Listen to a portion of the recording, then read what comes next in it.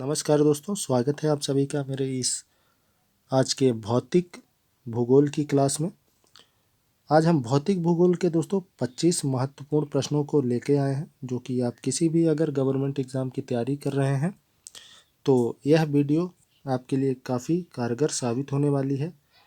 आज के यह प्रश्न दोस्तों काफ़ी हेल्पफुल रहेंगे और यह जितने भी प्रश्न हैं दोस्तों, यह किसी न किसी प्रतियोगी परीक्षाओं में पूछे गए हैं। ज़्यादातर दोस्तों एसएससी, सीआईएसएफ या फिर आपका एमपी पुलिस का हो गया, यह इनमें पूछे गए हैं दोस्तों। तो आइए बढ़ते हैं अपने पहले प्रश्न की ओर। सौर प्रणाली की खोज किसने की थी? तो दोस्तों सौर प्रणाली की खोज की थी कॉपरनिकस ने। ऑप्शन सी आपका करेक्ट आंसर है कि कॉपरनिकस ने सौर प्रणाली की खोज की थी। सूर्य के चारों ओर घूमने वाले खगोलीय पिंड क्या कहलाते हैं? तो दोस्तों सूर्य के चारों ओर घूमने वाले जो खगोलीय पिंड हैं वह कहलाते हैं ग्रह। ऑप्शन ए आपका करेक्ट आंसर हो जाएगा। किसी ग्रह के चारों ओर परिक्रमा करने वाले आकाशीय पिंड कहलाते हैं। तो किसी ग्रह के चारों ओर दोस्तों उपग्रह। ऑप्शन सी आपका करेक्ट आंसर हो जाएगा। ग्रहों की गति का नियम सर्वप्रथम किसने दिया था? तो ग्रहों की गति का नियम किसने दिया था दोस्तों? वह दिया था केपलर ने। ऑप्शन बी आपका करेक्ट आंसर हो जाएगा। केपलर ने ग्रहों की गति का नियम दिया था।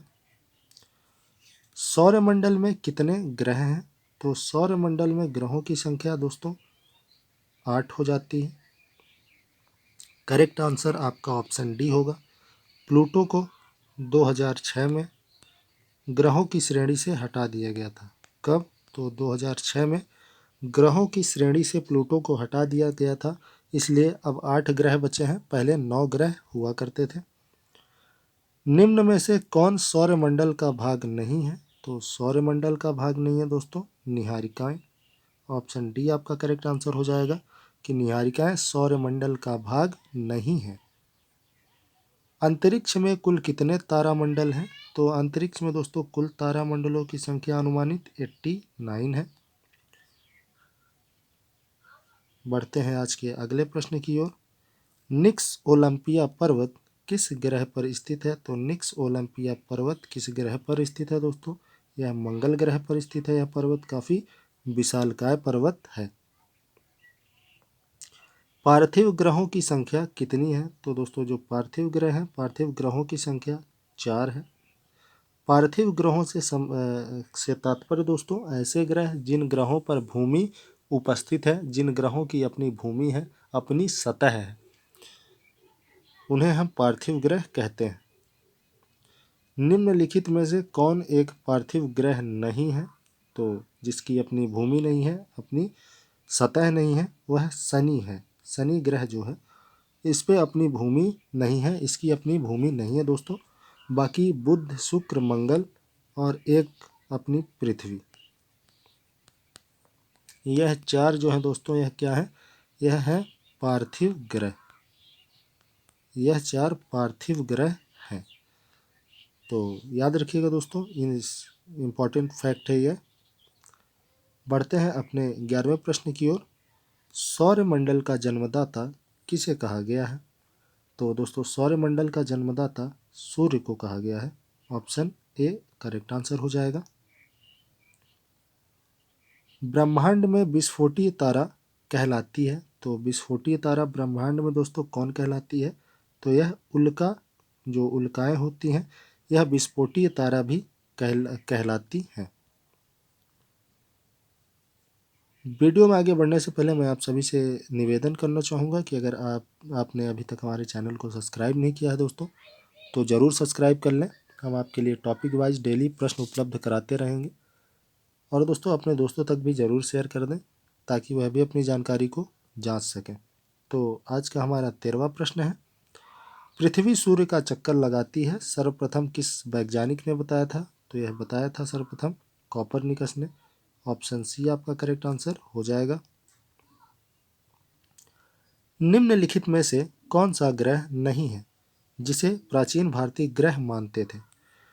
इनमें से कौन सा ग्रह नहीं है लेकिन जो प्राचीन भारत के लोग प्राचीन भारतीय थे वह क्या करते थे, उसे भी ग्रह मानते थे, उसे भी ग्रह की श्रेणी में रखते थे, लेकिन वह ग्रह नहीं है।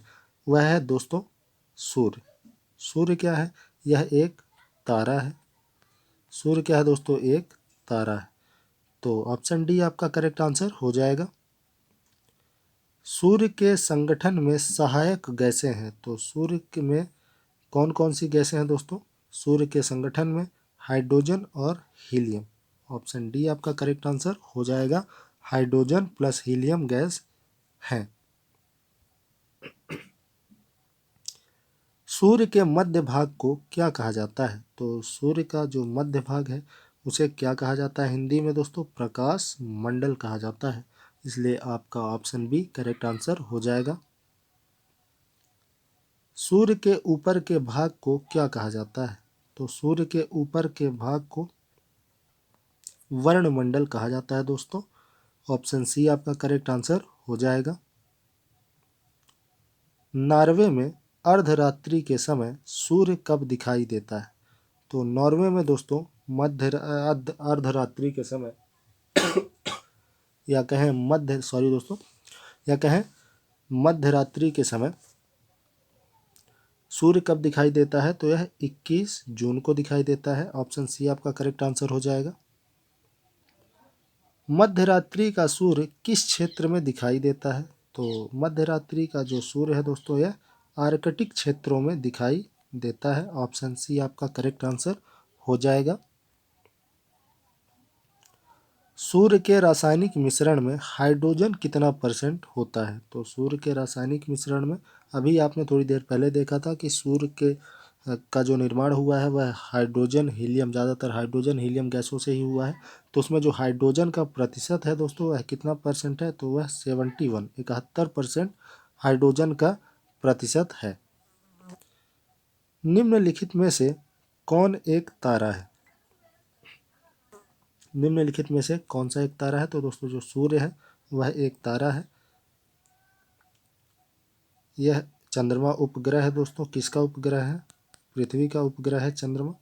बाकी ये दोनों ग्रह हैं, शुक्र और पृथ्वी एक ग्रह है, सूर्य एक तारा है। सौर पृष्ठ पर लगभग कितना तापमान होता है, तो सौर पृष्ठ पर लगभग दोस्तों 6000 डिग्री सेल्सियस का तापमान होता है।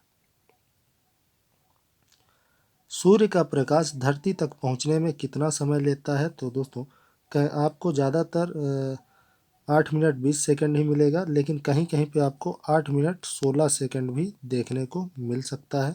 तो ये दोनों करेक्ट आंसर हैं। आपको अगर दो में से कोई भी मिले तो आप ज़रूर लगा दीजिएगा। सूर्य के सबसे पास कौन सा ग्रह है, तो सूर्य के सबसे पास का ग्रह दोस्तों वह है बुध ग्रह। ऑप्शन ए आपका करेक्ट आंसर हो जाएगा। बढ़ते हैं आज के अपने अंतिम प्रश्न की ओर। किस ग्रह में चंद्रमा की तरह कलाएं होती हैं, तो कौन सा ऐसा ग्रह है जो चंद्रमा की तरह कलाएं करता है, चंद्रमा की तरह ही कलाएं होती हैं उसमें, तो वह बुध ग्रह हो जाएगा। ऑप्शन बी आपका करेक्ट आंसर है। तो दोस्तों यह थे आज के हमारे 25 महत्वपूर्ण प्रश्न। आप सभी से निवेदन करना चाहूँगा, किसी प्रकार के वीडियो के लिए आप हमें सपोर्ट कीजिए, हमारे चैनल को भी सब्सक्राइब कर लीजिए ताकि आपको नोटिफिकेशन मिलता रहे दोस्तों। मिलते हैं अपने नेक्स्ट वीडियो में, तब तक के लिए बहुत बहुत धन्यवाद दोस्तों।